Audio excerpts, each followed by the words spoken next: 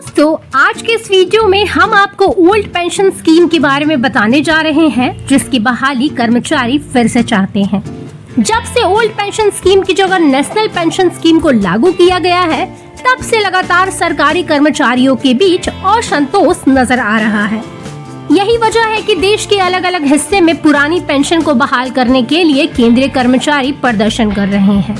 सोचने वाली बात ये है कि आखिर पुरानी पेंशन स्कीम में ऐसा क्या है कि उसे वापस लाने के लिए लगातार मांग उठ रही है, जो आज प्रदर्शन में बदल चुकी है। आइए आपको इस बारे में विस्तार से बताते हैं। आपको बता दें कि 2004 के बाद से नई पेंशन स्कीम पूरे देश भर में लागू है। हालांकि कुछ राज्यों ने ही पुरानी पेंशन को वापस लौटाने की प्रक्रिया शुरू की है। ओल्ड पेंशन स्कीम के अंतर्गत आने वाली पेंशन पर कोई टैक्स नहीं लगता है। रिटायरमेंट के बाद मिला वेतन भी टैक्स फ्री होता है। साथ ही साथ जीपीएस में स्वेच्छा से डाली गई रकम आपके रिटायरमेंट फंड के लिए इस्तेमाल हो सकती है।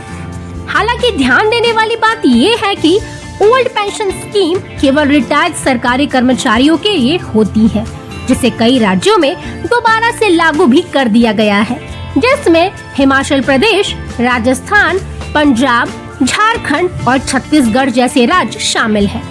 अब आपको हम बताते हैं कि आखिर ओल्ड पेंशन स्कीम क्या है। दरअसल इसके तहत रिटायर्ड कर्मचारियों को अनिवार्य पेंशन का अधिकार मिलता है। ये रिटायरमेंट के समय मिलने वाले मूल वेतन का 50% होता है।